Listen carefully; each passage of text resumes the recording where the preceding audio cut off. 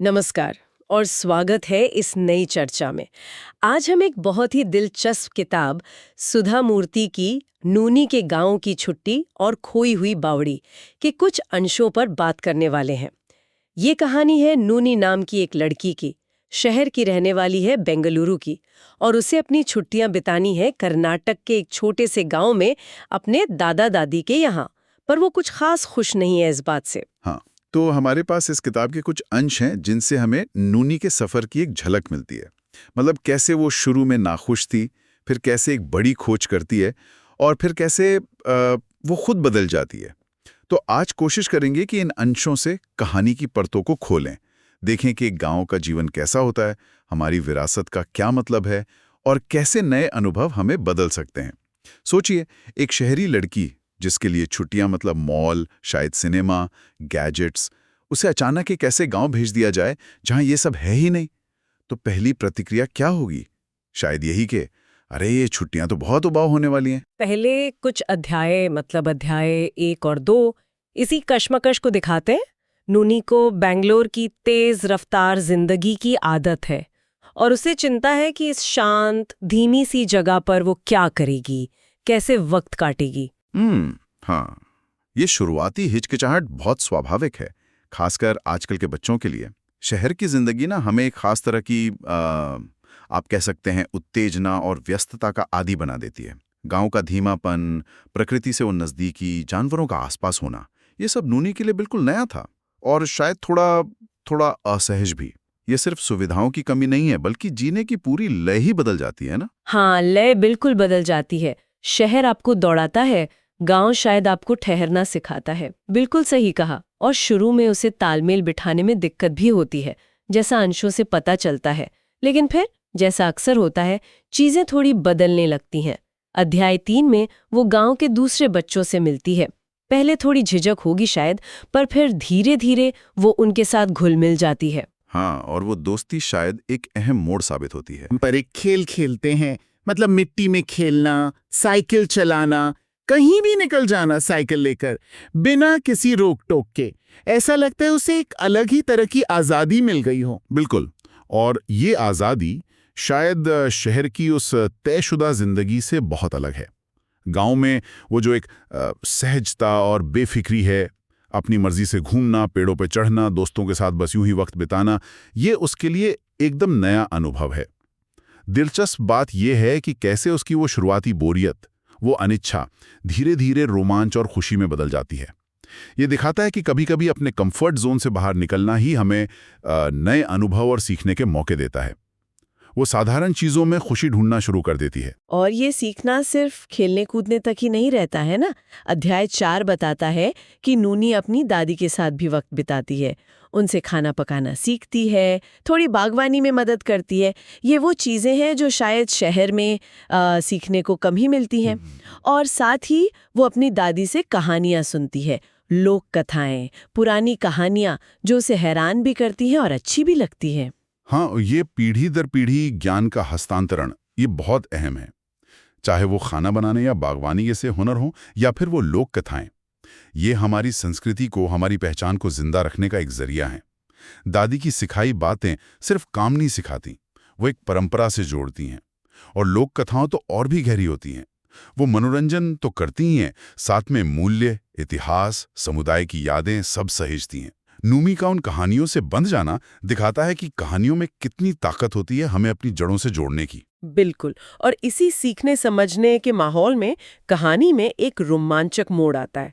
अध्याय 5 और 6 में एक दिन दोस्तों के साथ साइकिल चलाते हुए नूनी और उसके दोस्त गांव के पास वाले जंगल में थोड़ा शायद भटक जाते हैं और वहां उन्हें कुछ अजीब सा दिखता है। एक पुरानी सी भूली बिसरी संरचना, जमीन में धसी हुई, घास-फूस से ढकी हुई। अच्छा, तो ये है वो खोज वाला हिस्सा। हाँ, जाहिर है बच्चों की जिज्ञासा तो बढ़ ही जाती है और फिर थोड़ी खोजबीन करने पर पता चलता है कि अरे ये तो एक बावड़ी है, एक प्राचीन बावड़ी, सीढ़ियों वाला कुआं, बहुत खूबसूरत, जो शायद कभी गांव के जीवन का अहम हिस्सा रहा होगा, पर अब बस वक्त की धूल में खो गया। कुछ इतना पुराना और छिपा हुआ ढूंढ निकालना, क्या एहसास रहा होगा। बिल्कुल, और यहाँ बावड़ी को समझना जरूरी है। ये सिर्फ एक कुआं नहीं है, ये हमारे पुराने भारत की जल प्रबंधन व्यवस्था, पानी बचाने का तरीका और साथ ही सामाजिक वास्तुकला का एक बेहतरीन नमूना है। ये वो जगहें थीं जहां लोग सिर्फ पानी भरने नहीं आते थे, बल्कि मिलते जुलते थे, बातें करते थे, शायद कहानियां भी कहते सुनते थे। तो नूनी और उसके दोस्तों की ये खोज सिर्फ एक ढांचा ढूंढना नहीं है, ये तो इतिहास के खोए हुए पन्ने को पलटने जैसा है। हाँ बिल्कुल, एक भूली हुई विरासत को सामने लाना। सही कहा। और एक और दिलचस्प बात है यहाँ, ये बावड़ी हमेशा से वहीं थी, गांव के इतने पास, लेकिन गांव वाले शायद उसे देखकर भी अनदेखा कर रहे थे या उसकी अहमियत भूल चुके थे।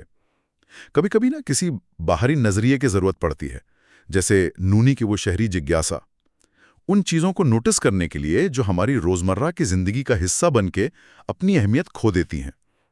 तो ये खोज नूनी के लिए सिर्फ एक एडवेंचर नहीं, बल्कि इतिहास और विरासत से सीधा जुड़ने का एक जरिया बन जाती है। ये रहस्य और खोज का तत्व कहानी को गहराई देता है। और ये खोज सिर्फ बच्चों तक ही सीमित नहीं रहती, ये अच्छी बात है। अध्याय 7 में नूनी और उसके दोस्त ये बात अपने दादा दादी को बताते हैं और फिर धीरे धीरे पूरे गांव को पता चलता है। अंशों में बताया गया है कि गांव वाले सुनकर पहले तो हैरान रह जाते हैं और फिर उनमें एक उत्साह सा आ जाता है। उन्हें यकीन नहीं होता कि उनके इतने करीब उनकी अपनी धरोहर का इतना बड़ा हिस्सा छुपा हुआ था जिसे वो लगभग भूल ही चुके थे। हाँ, और ये हैरानी, ये अपने आप में बहुत कुछ कहती है। ये दिखाती है कि विरासत या धरोहर कोई ऐसी चीज नहीं है जो बस पड़ी रहती है। उसे याद रखना पड़ता है, उसकी देखभाल करनी पड़ती है, उसकी कहानियों को दोहराना पड़ता है, वरना वो पहले नजरों से और फिर यादों से ओझल हो जाती है। शायद रोजमर्रा की जिंदगी की भाग दौड़ने या आधुनिकता ने इस बावड़ी को पीछे धकेल दिया था। नूनी की खोज ने जैसे सोए हुए समुदाय को जगा दिया। हाँ, और फिर पुरानी यादें ताज़ा होने लगती हैं, है ना? अध्याय 8 में जिक्र आता है कि गांव के कुछ बुजुर्ग लोग बावड़ी से जुड़ी भूली बिसरी कहानियां याद करने लगते हैं। कुछ कहानियां बावड़ी को पास के ही एक और खोए हुए प्राचीन मंदिर से भी जोड़ती हैं। ऐसा लगता है जैसे बावड़ी की खोज ने सिर्फ एक ढांचे को नहीं, बल्कि उससे जुड़ी पूरी एक सांस्कृतिक कड़ी को फिर से जीवित कर दिया है। गांव वालों में अपनी जड़ों को, अपनी परंपराओं को सहेजने की एक नई भावना जाग उठती है। बिल्कुल, ये सामूहिक स्मृति का फिर से जागना बहुत महत्वपूर्ण है। बावड़ी अब सिर्फ पत्थर और पानी का ढांचा नहीं रह जाती, वो गांव के अतीत और वर्तमान के बीच एक पुल बन जाती है। वो समुदाय को एक साथ लाने का, उन्हें अपनी साझा पहचान याद दिलाने का एक प्रतीक बन जाती है। ये घटना हमें सोचने पर मजबूर करती है कि हम अक्सर अपनी स्थानीय छोटी छोटी विरासतों को कितना नज़रअंदाज कर देते हैं, ना? हर गांव, हर कस्बे में ऐसी कितनी ही बावड़ियां, मतलब कहानियां, परंपराएं, जगहें होंगी जो भुला दी गई हैं। सही कहा। और फिर अध्याय 9 में इस खोज का जश्न मनाया जाता है। गांव में एक उत्सव जैसा माहौल हो जाता है। सब लोग नूनी और उसके दोस्तों की तारीफ करते हैं। नूनी को शायद पहली बार ये एहसास होता है कि उसकी एक छोटी सी जिज्ञासा ने, एक छोटी सी खोज ने पूरे समुदाय के लिए कितना बड़ा काम किया है। उसे गर्व महसूस होता है, खुशी होती है। ये उसके लिए जरूर एक बहुत यादगार पल रहा होगा। निश्चित तौर पर। और ये पल नूनी के अपने सफर में भी एक मील का पत्थर है। ये दिखाता है कि कैसे एक व्यक्ति की पहल, चाहे वो बच्चा ही क्यों ना हो, पूरे समुदाय पर एक सकारात्मक असर डाल सकती है। उसकी उपलब्धि सिर्फ बावड़ी ढूंढना नहीं है, बल्कि उस खोज के जरिए लोगों को उनकी अपनी कहानी, उनकी विरासत की अहमियत का एहसास कराना भी है। ये सामुदायिक गौरव को फिर से जगाने जैसा है। और फिर कहानी अपने अंतिम पड़ाव पर पहुंचती है, अध्याय 10, जहां नूनी के अंदर जो बदलाव आया है वो साफ दिखता है। छुट्टियां खत्म होती हैं। जब वो वापस शहर जाने की तैयारी करती है तो अब वो पहले वाली नूनी नहीं है।